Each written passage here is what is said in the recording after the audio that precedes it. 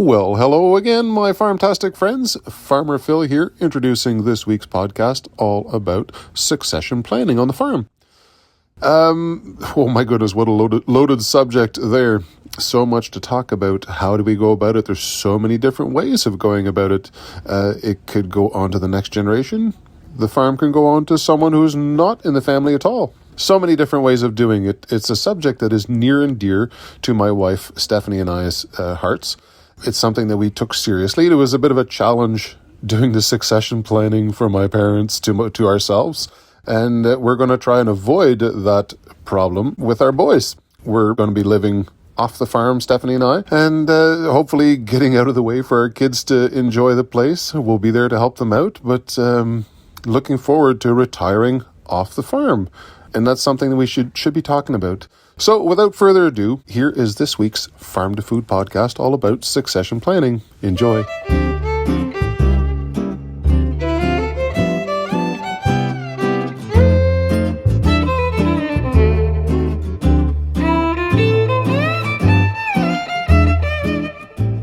Welcome to the Farm to Food podcast.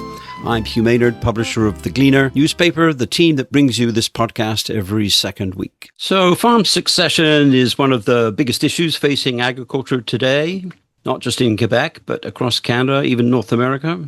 Across Quebec, thousands of farmers are approaching retirement age, and the question is simple but critical. Who will take over the farms of the future?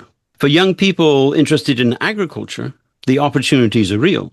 But so are the challenges, from rising farmland prices to the complexity of transferring family operations from one generation to the next.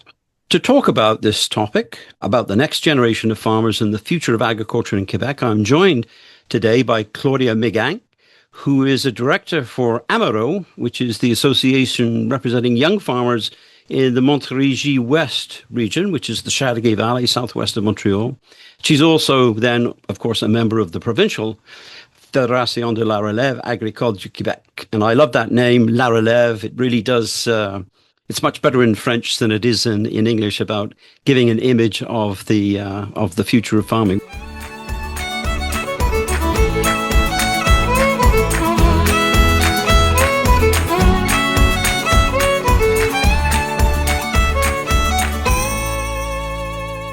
Welcome, Claudia.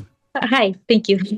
So for listeners who may not know these organizations, give us a brief description of what the Fédération de la Relève du Québec is and who does it represent? So really the Federation of the Relève Agricole du Québec, it's for young farmers from 16 to 39. So aspiring young farmers or already established young farmers. And the goal of the organization is really to help young farmers establish themselves and eventually to prosper on their farms if you're already established. The association does it sort of directly through different ways that they can help, or more indirectly politically. They advocate for us. And being a syndicate, right, we can vote propositions and try to change a bit the policies that are in place to help more young farmers. Right, and the federation, which is referred to locally as FRAC, is not unique in Canada, but it certainly is unique in its structure, its scope. It has a budget. It's, as you point out, a syndicate affiliated with the Union des Producteurs Agricoles. It has official status, has a lot of tools at its disposal. And so are the members who are aspiring farmers, mostly from farm families like yourself in Godmanchester, or are they from outside agriculture trying to get in? So people like myself who didn't come from a farm and try to become a farmer. So I would think that most of the members are from farms, but I don't know the exact statistics, but I do think that there is a growing number of people that aren't related to farm families that would like to take over, that are interested into getting into ag, but I don't know the exact statistic. Right, so it's mostly farm families that are trying to assist their younger members to become organized and participate in the family farm. Yes, I think so.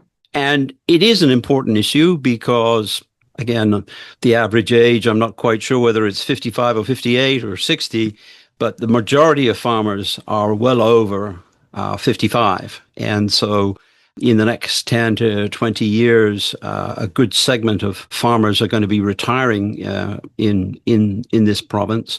And so it's critically important to be able to assist the young farmers to get in place. So what are some of the barriers? What are the challenges that you have to face in taking over a farm? I think there's many, but I find one of the biggest ones is the access to land, because in the last, I think it's 20 years or so, the price of land has increased astronomically. And as young farmers, well, we come at it with very little resources financially. And so if we want to be able to keep farming or to start farming, well, often we need a donation from our parents or to be involved with family that already has a farm, because to finance or to buy a farm from scratch is extremely difficult. Although some do it, there are programs to try to help those people. There's also the profitability of businesses. That's more difficult because often when you're taking over, there's you have a higher debt load because you're just starting. You have also access to financing. As a young person, it can be more difficult to establish yourself and to be credible to financial institutions. There's also the input costs that have gone up significantly in the last maybe 20 years. So we're starting and we have to buy equipment, and the inflation has just gone crazy. Another thing is when you're transferring a farm, there's the whole intergenerational issues that can arise because you're farming, in my case, with my mom and dad, who I love to bits, but it can be difficult because you go from a relationship of mom and dad to now we're business partners. Yeah, there's like a hierarchy change. I'm kind of like an equal, whereas it used to be I was always their daughter. Now we're making financial decisions together.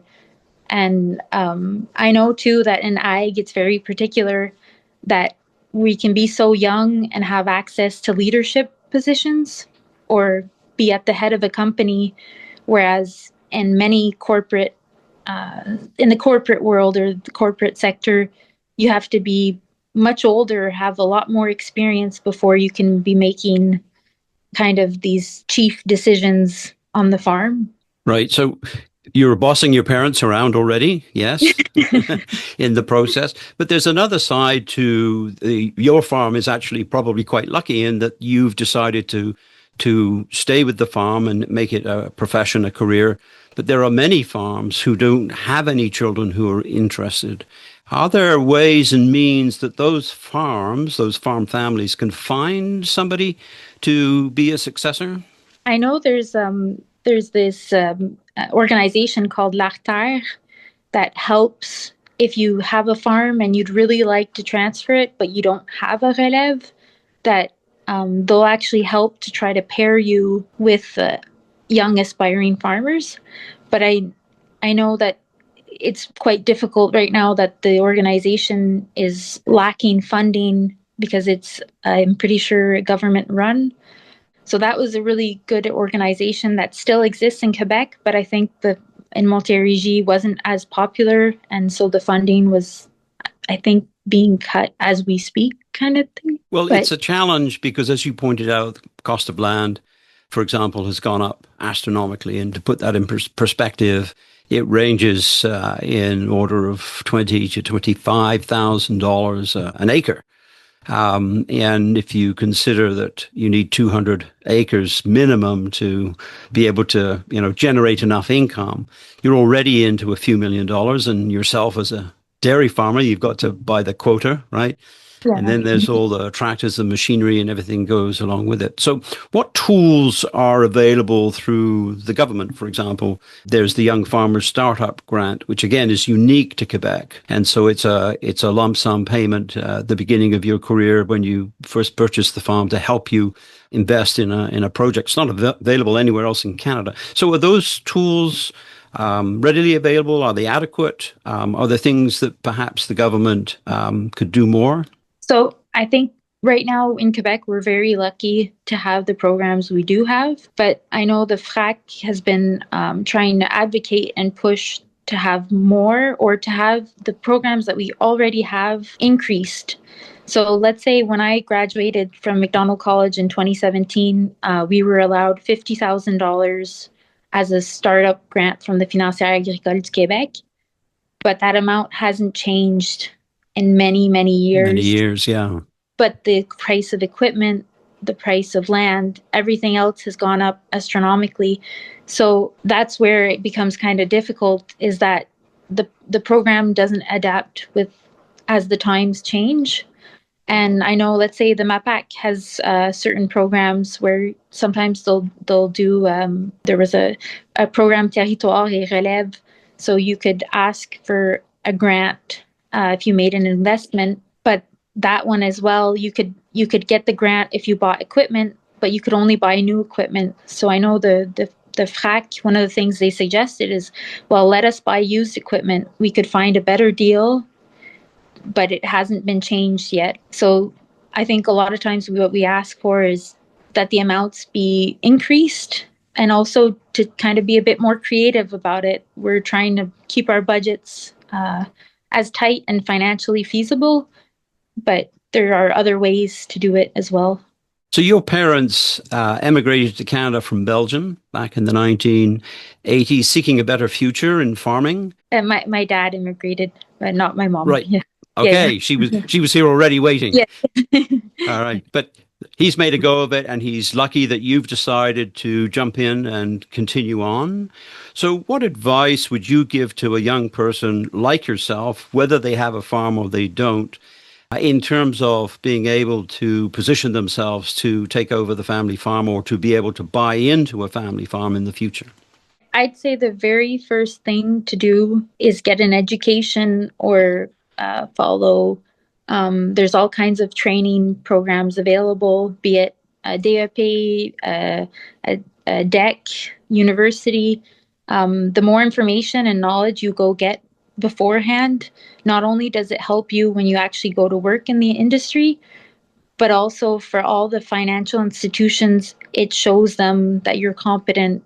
It shows them that you're willing to learn, that you're getting the information. I think it's also really important, if you're taking over a farm, that the communication is really well between family members. And if you're taking over a farm from someone that's not in your family, well, communication is going to be just as important, so that everybody's on the same page. Yeah, it's a very complex process, right? It's a lot of financing. There's taxes that are involved, and then there's the human element, which of course is probably the most variable of all of them. So you're on your way. How do you see the next 20 years? If you could look down where you'd like to be, having stepped in as a young farmer and moved it along successfully. Well, one thing I also forgot to mention is surrounding ourselves with the best professionals, most knowledgeable when possible. And for me, looking forward in the next 20 years, it starts all with that. So now I've been on the farm just long enough that we kind of have around us a bunch of really good consultants or people that we trust that'll help us keep moving forward.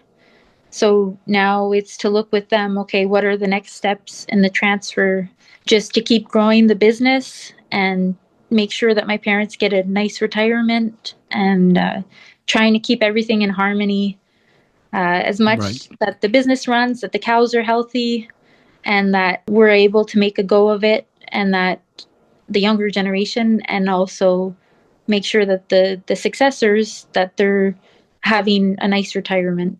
Right, because farmers are traditionally asset rich, right? They own a lot of things, but not as much cash is available to put into pension plans and other kinds of things that people who work for government corporations and other professions are able to do. And I think that's why too you do see some farms that'll say, well, why would I transfer to my kids when I could just sell everything Right, and make some money. become almost a millionaire. But then so that becomes another, it's positive and negative at the same time, because it can be an issue or it can be your greatest asset. Well, you're obviously dedicated to the cause, as they say, right? Wish you all the success in the future. Thank you. Nick Oakley is a business development lead with Farm Management Canada, which is a national organization that looks at farm management. It does research and workshops and those kinds of things, as well as being part owner of an agri-tourism business just outside of Perth in Ontario.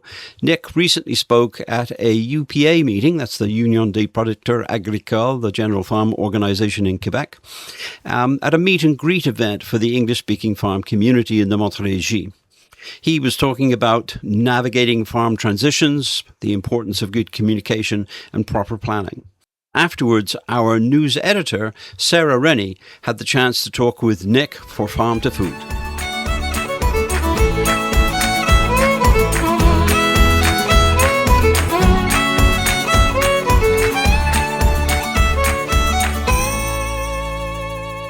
Here with Nick Oakley, who's a business development lead with Farm Management Canada.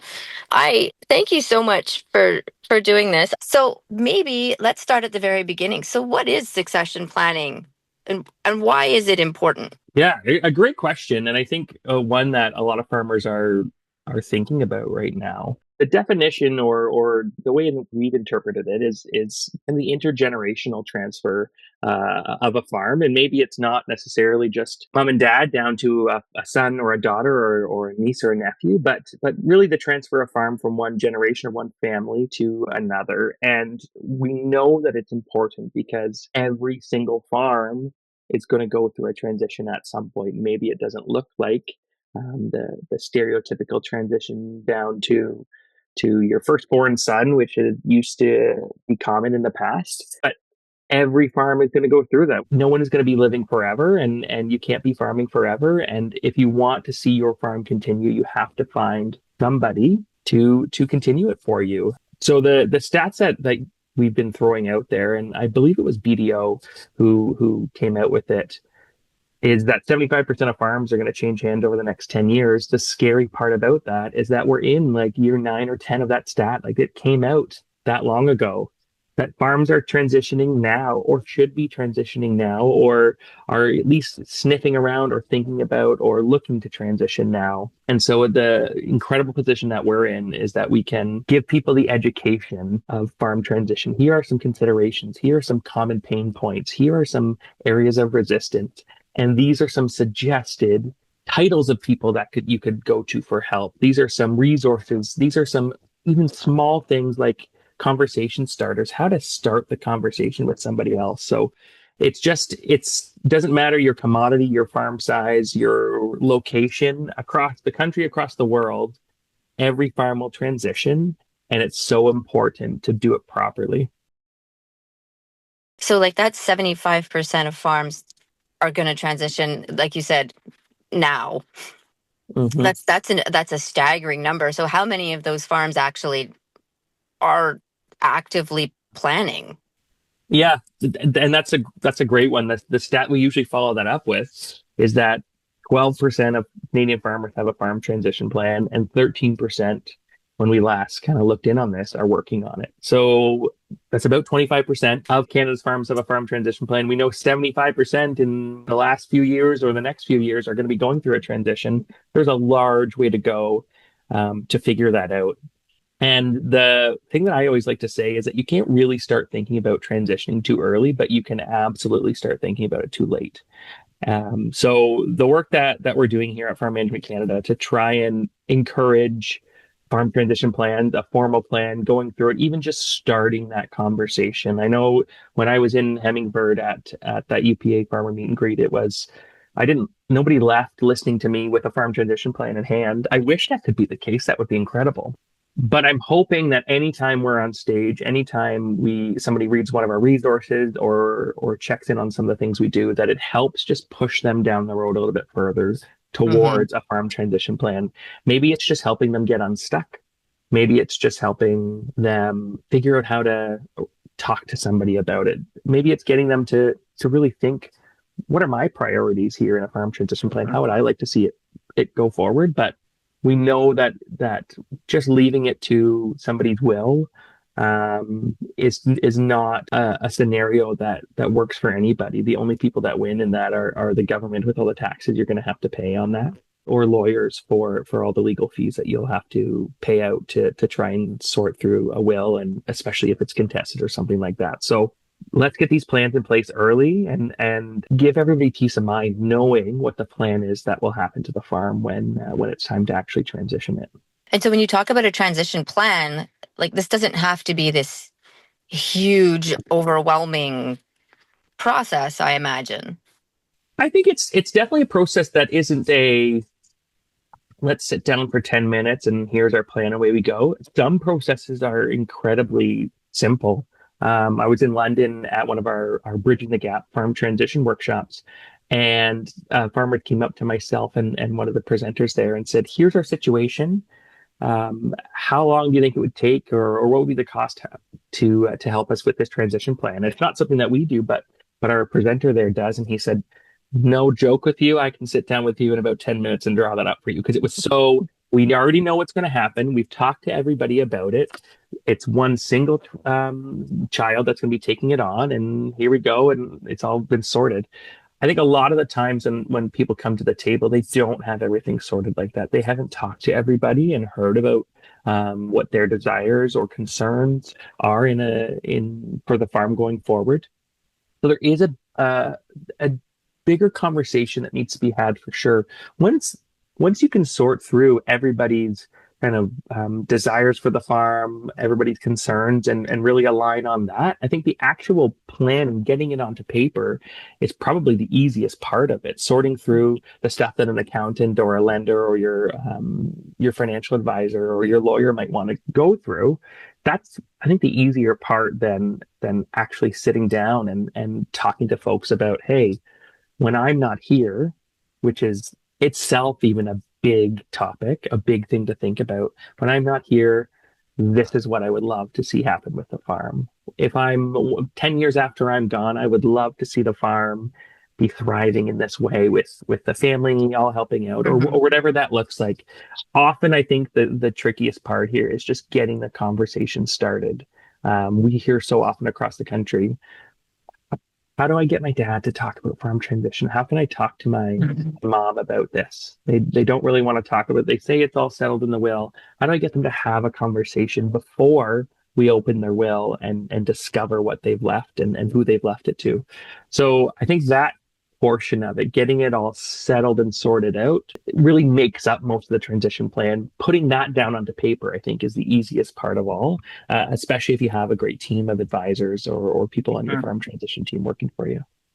Yeah. So I'm wondering, quite a number of farms out here have transitioned where the ownership is sort of handed down to children or to family, but the older generation is still on the farm. And is, still contributing, still working on the farm, those sorts of things. And so it seems like those might be a more, I'm going to assume, not a simpler transition, but that, it's not quite such a finite transition. I think you're right. And it's so interesting in farm transitions that you'll get cases where maybe mom and dad, once they're done farming, they want to be gone. Maybe they want to spend half the year in Mexico or Florida and just be warm. And you know what, kids, you got it. You're ready to go. I don't want to be here. I think a lot of the time, though, farmers, as they're aging, farming is such an identity for them. It's who they are. It's what they've always known. Very often they grew up farming too. So it's just what they've always known. So I think there's a loss of identity that happens there. where they don't want to talk about, answer those questions, or go down a transition plan because they can't really imagine themselves not farming. And it might be in their head that, okay, when son or daughter or whoever it is are coming and transitioning, that means I can't be on the farm. That means I'm going to have to stop. We have a wonderful friend of our organization in the States. His name is Dick Whitman, and he spoke at one of our conferences. And the big takeaway, or his big key message, was how to get out of the way without going away. And it's kind of that same that you can move out of the way for the next generation to come up and take the leadership and maybe ownership and what that looks like on the farm, and really be the one kind of calling the shots, be the one who's managing the farm. But it doesn't mean that you have to sit inside and watch them from your window all day long. Often the case is, and we talk to that incoming generation a lot, and they say, absolutely not. I need my mom and dad. I need to hear about, hey, I've never planted in this back corner because of the flooding that happens, or because I need those little tips and tricks. And maybe I need some more people. I need some manpower. I need some women power. I need somebody to help out still. We can't survive if you just go away for your knowledge and your guidance and your mentorship. So bringing it all back to having that conversation about what would that look like to you? And I think often the case is once you start having those conversations, that you realize you're a lot more in line than you think you are. That maybe mom and dad are thinking they're going to just want me gone. They don't want to see me on a tractor again. And daughter or son might be thinking, absolutely, I need you in the combine and harvest time. I need you to still be helping here. That doesn't mean you need to go away, but it can become really empowering to see a successful transition where the next generation is taking the lead. So I think that's such an interesting point to explore, and just brings us all back to communicating. Start that conversation about what you want to see, what you want to do in your role in that operation. But it doesn't mean that you can never step foot on the farm anymore. Maybe it means mom and dad want to do these select few tasks. Maybe it's time of year.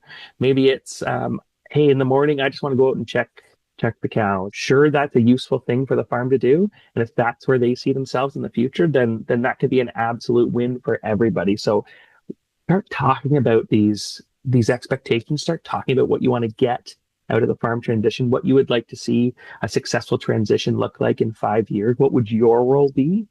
Learn about what everyone else is seeing there. And I feel oftentimes that there's a lot more alignment than most people think. Yeah. And so, I mean, I heard you talk about, some of the positives just now. I mean, I'm sure that is a positive thing, having that conversation. I'm sure it takes a lot of pressure off of people's shoulders too, once it's done, once you've started that conversation.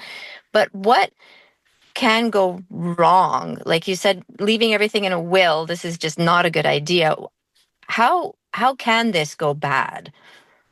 Yeah. And it's such an unfortunate thing to be exploring. But the reality is that it can go bad without proper preparation. It often does go bad.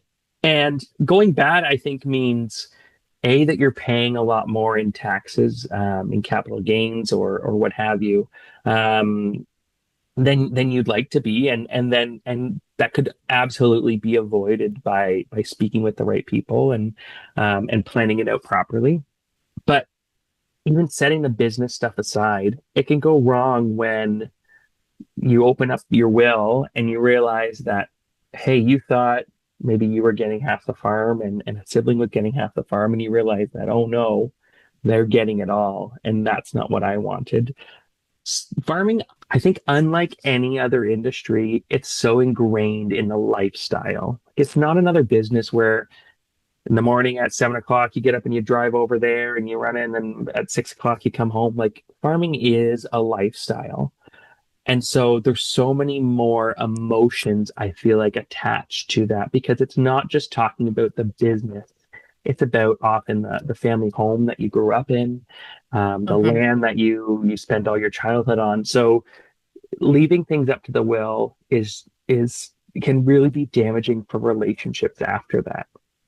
When all of a sudden siblings who are best friends growing up, they see or feel like there's been an injustice here, and it's not fair. or it might not be equal, and that's a big debate too. But you often see relationships being severed because of that, and the way in which, I mean, the price on everything is going up. The price of land and values and input costs and everything are going up, but estates are not $1 million or $2 million now on a lot of farms. We're talking tens of millions or $20 million farms. And it's so unfortunate, but your best friend, your sibling, your best friend growing up becomes your enemy really quickly.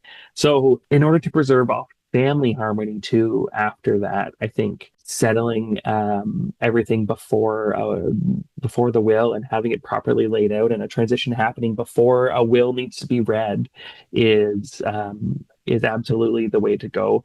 There's a lot of farmers, unfortunately, and farm transition is and succession, it's such a emotional subject that we'll be at a trade show or an event. They learn that we are involved in educating in farm transitions, and the tears start flowing as they're sharing their story and the pain points that they've experienced.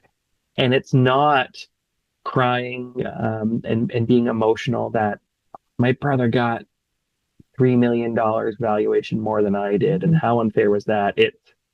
My brother doesn't talk to me anymore. My sister doesn't speak with my kids, and they don't interact anymore. We've lost those relationships. So in the story that unfortunately was true that I was sharing in Hemmingford there, yes, there is the business side of that story that is really unfortunate, that people will be paying out lots of dollars and things like that.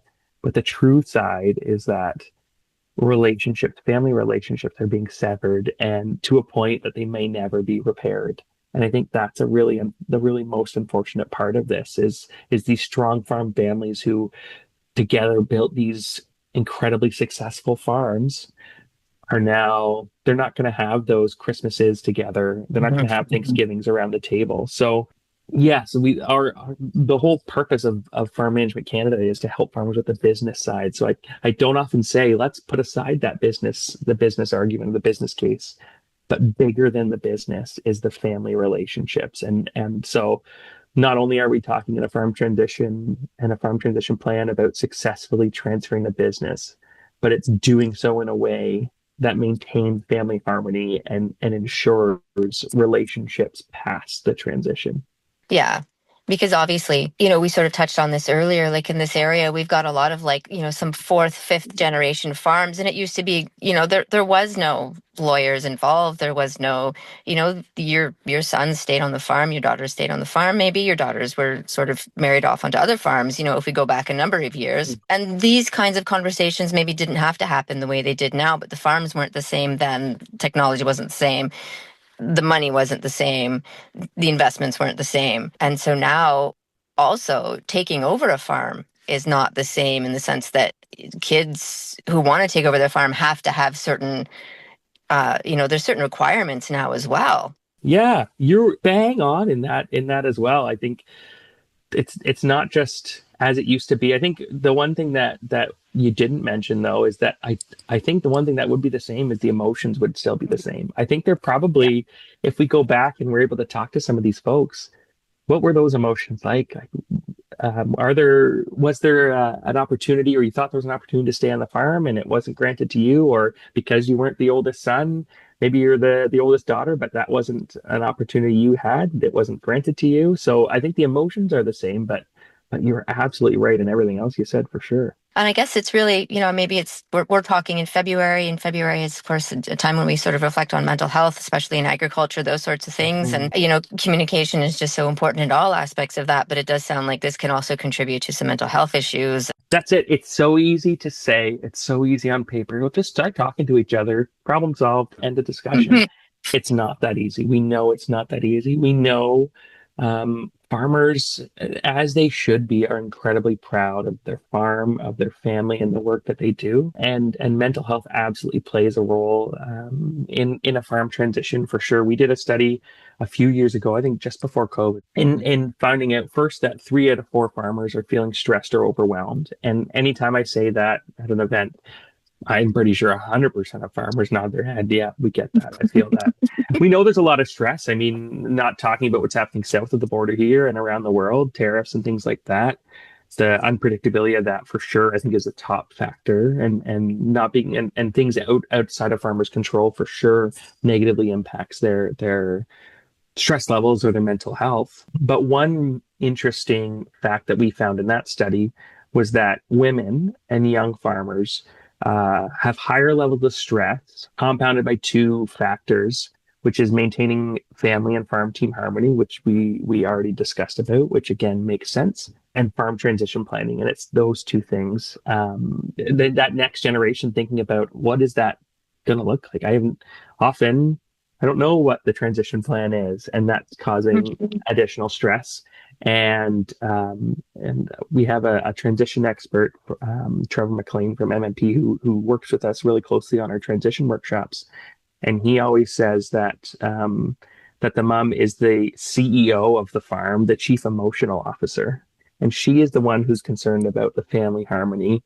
Once the farm is transitioned, are all of my kids or all my grandkids going to be around my table for Thanksgiving? Are we all going to be able to get together for Christmas? Are those relationships still going to be intact? But just understanding that there is a direct link in the uncertainty of the future of the farm and somebody's mental health.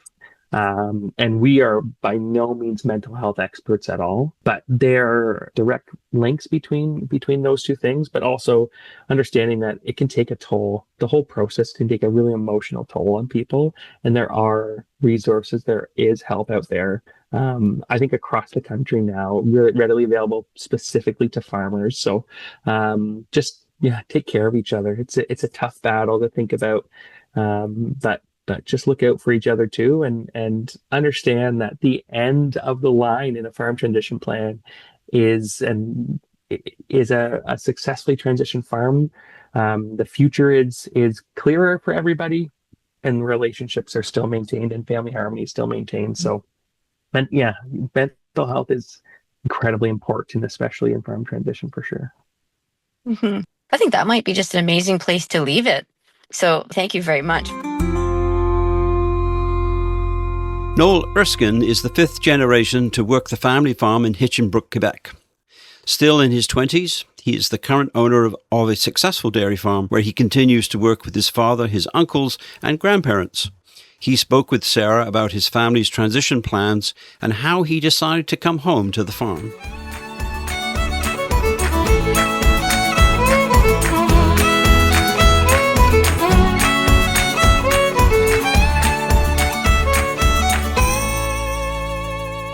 So I'm talking with Noel Erskine of Les Fermes Erskine in Hinchinbrook, and we're having a chat about succession or taking over the family farm and how to do this successfully. So there are 3 generations working on the farm still at this point. Yeah, so there's that's right. So there's myself, my father, 2 uncles, and then my grandfather and my grandmother. Wow. That must be a lot of fun. I'm assuming there also is sometimes some family drama, but it must be a lot of fun. Yeah, I usually, actually, just today I was saying to somebody that actually one of my favorite parts of farming is working with my father, my uncles, my grandfather, my grandmother, working together, and I guess feeling like at any given time, no matter how maybe stuck or I feel, I know there's quite a range of people that I can call for questions or help hands-on at any project that we're facing. Yeah, that must be nice. And so, did you always plan on taking over the farm, or is that something that that kind of came to you a little bit later? I think I always enjoyed farming, and when you finish high school, there's sometimes kind of a lack of knowledge of what you want to do. Making the decision of what you want to do for the rest of your life is certainly a difficult decision. I wouldn't say that I always knew I wanted to farm, but it's always been a passion of mine. And after I started learning more about farming, once I was studying agriculture, I would say that's when I was certain that the rest of my life I'd be working in agriculture. Okay, because it's a big difference, I bet, from growing up on the farm where you're working, but you're kind of getting to do the fun stuff too. Yeah, exactly. I always liked doing the hands-on stuff, milking cows, touring barns, taking care of animals, as you said. And then as I learned more about the financial side, or the business side of farming, I realized that I actually really enjoy that part too. So being able to enjoy both of those components of agriculture, I guess that's why I've continuing and plan on continuing to farm. Hmm.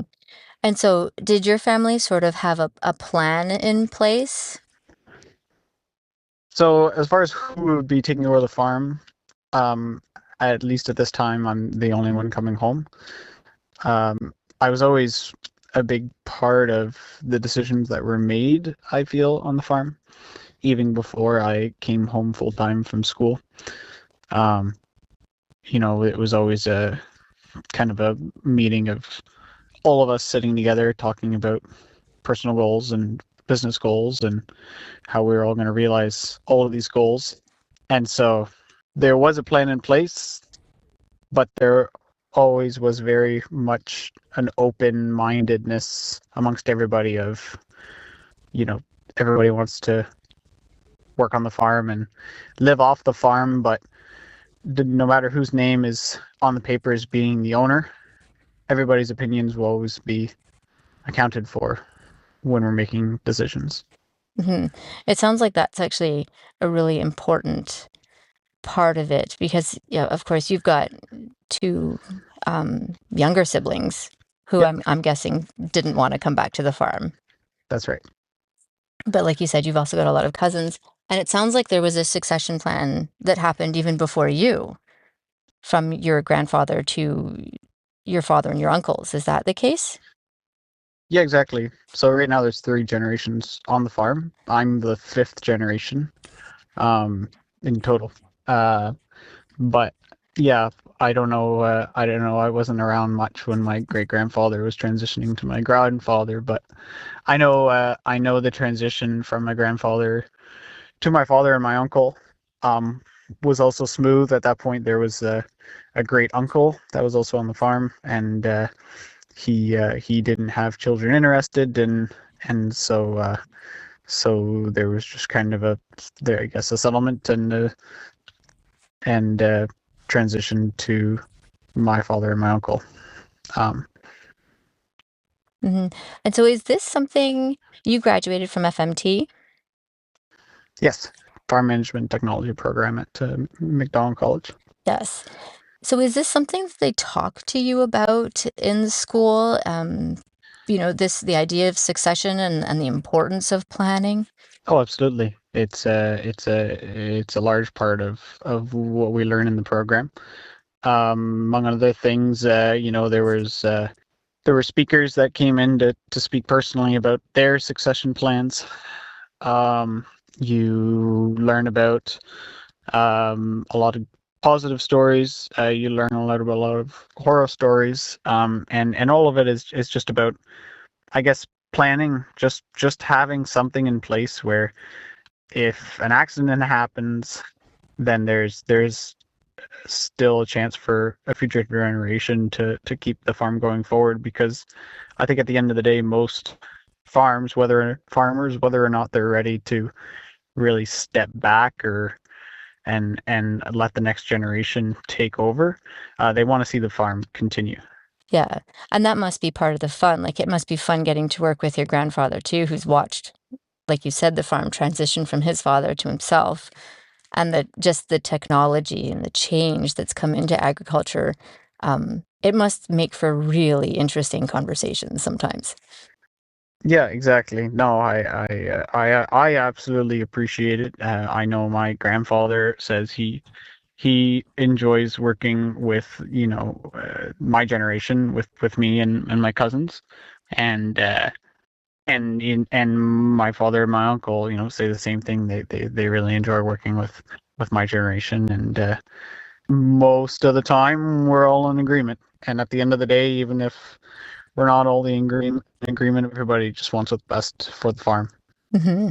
Yeah, because of course those horror stories are are very real, and it's it sounds like you guys have managed to avoid all of it and keep the very best of sort of family farming. Yep. Yeah, I'm very fortunate that everybody is, I would say more or less just easy to get along with. If, like I said, everybody wants what's best for the farm, and sometimes we just have different opinions about how to go about realizing the business or personal goals that we have.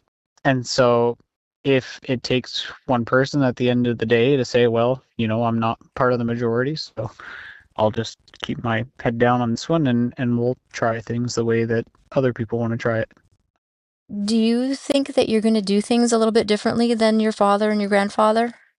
Yes, agriculture is going to change. There'll be a lot of things that I'll have to do differently.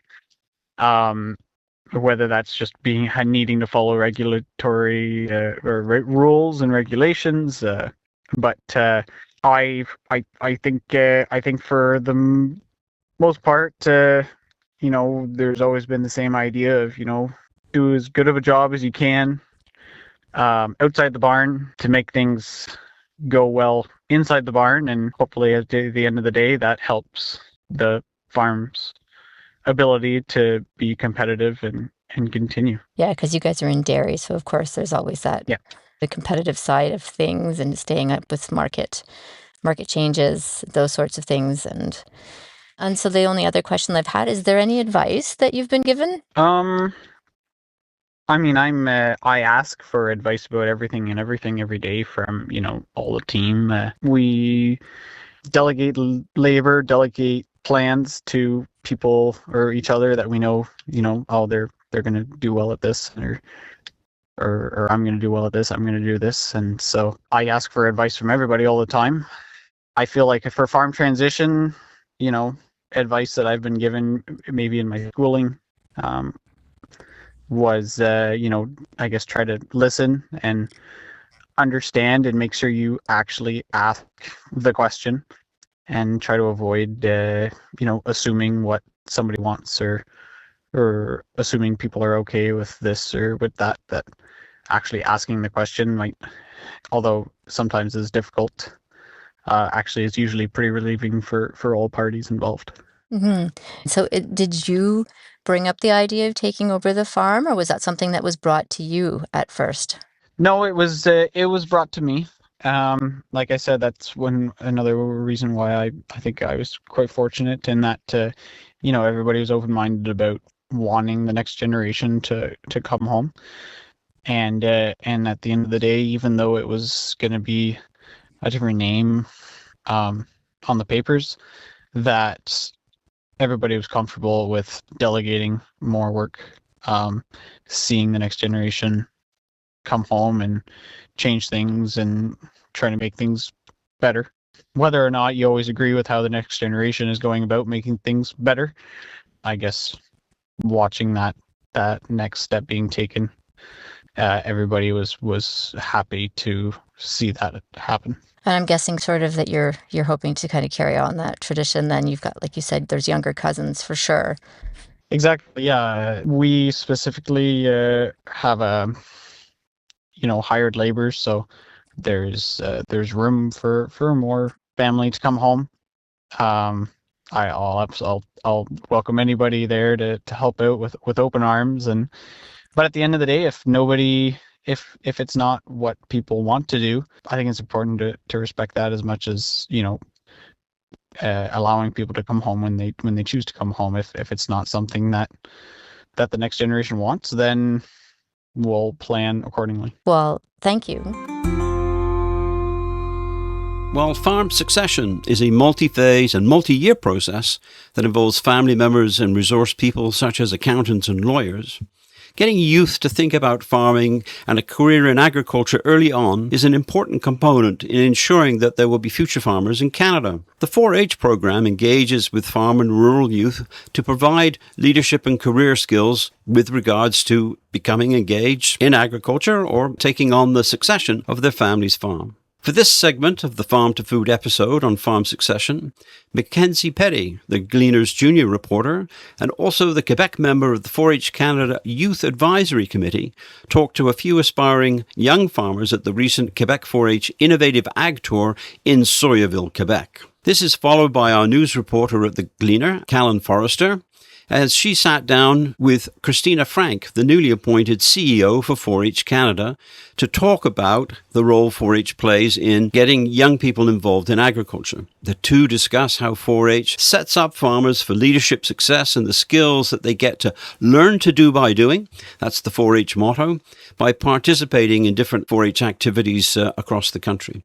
Christina also gives some advice to young farmers who are figuring out what they want to do with their careers.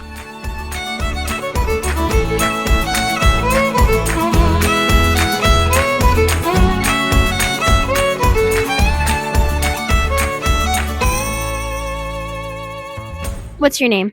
My name is Caleb Herring. And where are you from, Caleb? Sawyerville, Quebec. All right. Now, Caleb, do you see yourself in an agricultural career in 10 years? Yeah. Yeah? What kind of career? Just like a little hobby farm with my main job. What kind of animals would you have on that hobby farm? Beef, Herefords. Nice. Thank you. Via, which club are you from? Sawyerville 4-H. And where do you see yourself in 5 to 10 years? I see myself owning a couple beef cows for a show string. Perfect. And would that be like a hobby or full-time? Probably a hobby because I want to be a teacher. Thank you. My name is Nathan Johnston. And where are you from, Nathan? Richmond, Quebec. Do you have a family farm, Nathan? Yeah, yes. What kind of animals? I have beef shorthorn cattle and beef Hereford cattle. And do you plan on taking over that farm when your day comes? Hopefully someday. Perfect. That's nice. Do you have any ideas on anything you want to do with the farm? Do you want to expand it? Yeah, I'd like to make the barn a bit bigger and just show more animals. Thank you, Nathan. Peyton, what club are you from? Sawyerville. All right. Peyton, are you planning on inheriting the family farm? Yeah, I do. I would really like to have a farm whenever I grow up, and I want to do agriculture whenever I'm older. Perfect. And what made you decide this was it for you? This is what you're planning to do? This year, I really want to do it because I love animals and I love gardening and I love milking cows. It's really fun in my opinion, so I want to inherit the farm so that I can continue that dream. Perfect. Thank you. You're welcome. So today I'm here with Christina Franc, who is the new executive director of 4-H. We're really excited to have you on the podcast today to talk a little bit more about succession farming and succession planning. And I would love to know if you wanted to maybe introduce yourself and start by telling us a little bit about your experience with 4-H and how you've sort of jumped into this new role recently. Yeah, thanks so much. I'm really excited to be here. I have an interesting story with 4-H in that I didn't know 4-H as a child. I grew up without it, but then I came to live in Ormstown, Quebec, and I fell in love with what 4-H does and the mission of 4-H through Hugh Maynard, actually. He started to ignite that passion. And so in working with him, I moved here, I met a lot of people, and somehow knew I would end up working for 4-H Canada at some point. And so I worked as a communications advisor with Quanglo, and then I moved to work for the Canadian Association of Fairs and Exhibitions as the executive director. Then I did a little stint United Way Canada and came back here when this opportunity popped up. So it kind of is a full circle moment. I really am passionate about agriculture and youth development, and have become fully converted. I married a dairy and maple syrup producer, and they are diehard 4-Hers. So it's really full circle. Where are you from originally before moving to Ormstown?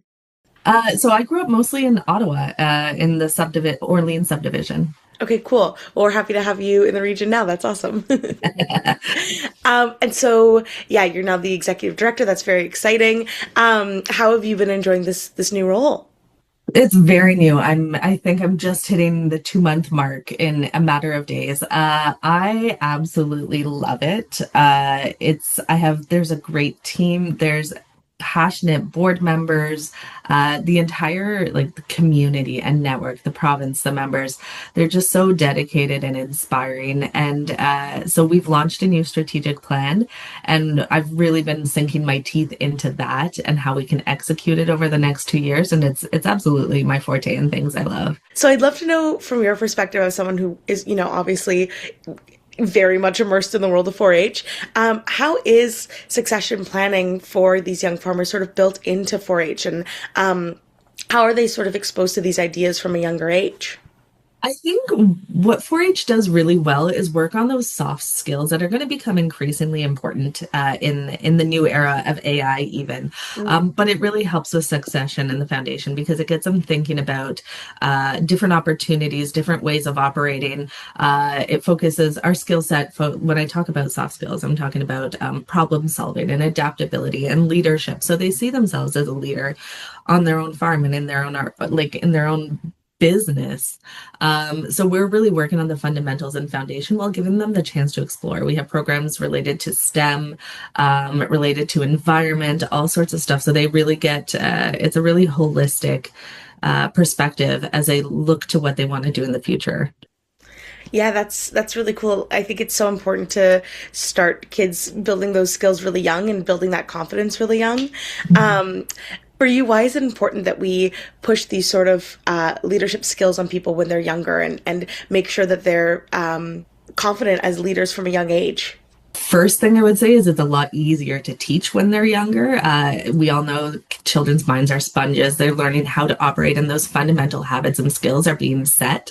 And so, yeah, that's the time to do it. I think there's also a real gap right now in developing those skill sets. We don't see it as much anymore. It's less of a priority. And so that's a really important role for us to play, because it ties to so much, right? Critical thinking and being able to look at a situation and resolve it and look at it from different angles and perspectives and the risks associated with it. I mean, honestly, you're never too young to learn these things. And with our motto of learn to do by doing, that really puts that to practice. And so instilling those skills so it becomes second nature makes it second nature for a lifetime. Absolutely. Yeah. Yeah. I like that idea. Second nature for a lifetime is a really great way of phrasing that. I think something we're talking about a bit on this episode, and something that I think a lot of people are feeling the impacts of, is that, the average ages of farmers is increasing. Less people are taking over family farms. How is 4-H sort of adapting with that and addressing that with their community? It is so funny because I just had a conversation with the executive director at the Canadian Federation of Agriculture, and we were talking about exactly this because young farmers in their organization is under 40, whereas our youth caps out kind of at 25. And so you're right, like this is a significant age gap and a significant skills pipeline that needs to be worked on. So what we're doing to that end is we're working with our partners and our peers and our provinces to create a robust talent pipeline and to expose youth to the opportunities out there. We're starting to have some conversations about ag tech careers, and how you can get involved in those and how you can integrate them on your own farm, to show the excitement and the opportunity in agriculture, that it's not, that photo, the famous portrait of the guy with the pitchfork, like we're well past that. You can have an exciting career in agriculture. So we're showing the excitement, we're giving the skills, we're partnering to expose them and give them networking opportunities from, the youngest ages to up to where we cap at 25, and then even exploring those partnerships with some great organizations. Yeah, that's an interesting perspective that, as technology and AI develops, so will what farming looks like. And so will the jobs that are available in the realm of agriculture and farming. I hadn't really thought about that. I know that obviously we're seeing more and more tech being introduced and more developments on that end, but I didn't think about how that will, now there will have to be people in charge of those things too. Well, and I think too, like even on your own farm, I look at our farm, we're not very tech heavy right now. But the new machine we just got has Wi-Fi abilities, Bluetooth to our phone, gives us data. So even having the youth understand that in your own operation, there's so much opportunity for advancements. You can do calf checks on your phone and get notifications. Like it's wild the opportunity that technology has. Yeah, totally. And like you said, 4-H deals with youth that is mostly 25-ish and under. Do you have any like resources set up for farmers or young farmers who may be wanting to take over the family farm and then are, getting to the age where they might be aging out? How does that sort of transition work? I wouldn't say we necessarily we're like direct resources in that sense. That's where we would look to our partners and direct youth that way. We are looking at a senior youth engagement program, and how do we engage them again to make sure they have fundamental skills to take on the world. And so that is a new aspect we're taking on in our strategic plan, and we're formulating, and it's going to be very youth led of what do you need and what can we offer you and that sort of stuff. So we'll see what comes of that. That's the next era of 4-H Canada, and I'm excited to see what comes with that. Nice. That's exciting. And it's exciting to hear that it's led from the youth and the people who need it directly, so that it'll be targeted to directly what is in high demand right now. Absolutely. Yeah. We want to make sure it resonates, and it's not going to resonate if they're not part of the process. Absolutely. Yeah. Yeah. And do you have any advice from your position for young people who are maybe in that decision phase where they have to decide, is this what I want to be doing? Do I want to explore other options? Like how does someone navigate that? Because I think that's a really big and scary decision for a lot of young people. Yeah, I think a couple of little tidbits. The first would be to have lots of conversations with all sorts of different people, just, casual conversations with your peers, your family, people in the world of agriculture, even really take advantage of that networking opportunity to be curious about things. The other thing I think of is my husband, his family kind of has I wouldn't say a rule, but this notion that before you decide to take on the farm or invest in the farm, you absolutely should work somewhere else to see what it's like, what they do, and even if it's another agricultural operation, right? What it's like, what they do, what you can do differently, just expand your horizons a little bit and make you see new perspectives. So for example, my husband, he did work off farm for a couple of different opportunities, but he did an exchange in New Zealand, and he's to this day he talks about it and that experience and what he learned. And so he was there for about 6 months and learned so much. So I think before you make your decision, go out and see the world a little bit is the biggest advice I would give. Yeah, that's such good advice. I think that's applicable to literally any career form that, it's so easy to be one track minded, but it's really important to know yourself and to explore a little bit before you make any long-term decisions for your life. Exactly. And there's some great opportunities in 4-H to do that. Just a little plug. Do you want to share what some of those opportunities are? Yeah, so I think we're working on some club-to-club exchanges across Canada. We have professional development opportunities. We have our members forum, which often pairs at a agricultural event like the Royal Winter Fair, tied to professional development. Some of our clubs also do international exchanges as well. So these are more short-term opportunities, but it gets you out seeing different things. Cool. Yeah, that's great to know. Cool. I think that is everything I wanted to ask you today about our topic. But is there anything else that you want to add before we wrap up? I think just reiterating that there's a lot to think about and a lot to consider in succession. And you have to think very systematically, and strategically. It's not operations and it's not A plus B equals C. It's a spider's web to consider. And sorry, I'm going to go on a bit of a tangent so you can totally cut this. One of our youth that I was speaking with in Calgary recently, he inspired me because he said, listen, I am doing my journeyman hours to work machinery, and I'm working with a company, so I know how to work and operate machinery and fix it. And he said, And my brother is studying finance right now, and my sister is currently, working on the operations of the farm. So the plan is the three of them will take over, but they'll have a broad suite of skills when they take over. They'll have finance, they'll have operations, they'll have machinery, technology, that sort of stuff. I'd like to attribute that to the 4-H program, but I think that's just part of the spider's web notion. So I would advise and encourage people looking at succession, whether it's the parents or the kids, to think about the opportunities and to think of it as a spider's web and how many pieces you can connect all together. Yeah, that's so cool that that kid has the opportunity to work on, one sector and then the siblings work on other sectors. That's a really beautiful sort of family affair and feels very community oriented to be like, we're going to do this together and not just have one person hoard all the skills, Exactly, right? And it proves it can be done. It's hard, but it can be done. Well, thank you so much for all of your knowledge and insight today. This has been so great to learn a little bit more. Thanks again for having me. Of course. Thank you for joining us for this episode of the Farm to Food podcast.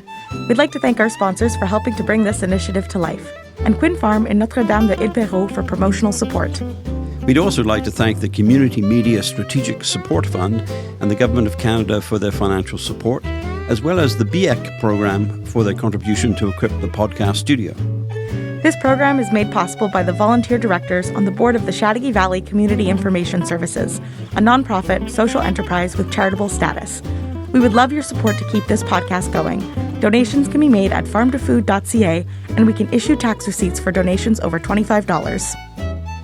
And, of course, our thanks to Farmer Phil, who opened up the show. Be sure to join us in 2 weeks for the next Farm to Food podcast episode. We'll have more interesting stories about farming and food from the land to your kitchen table. Thanks for listening.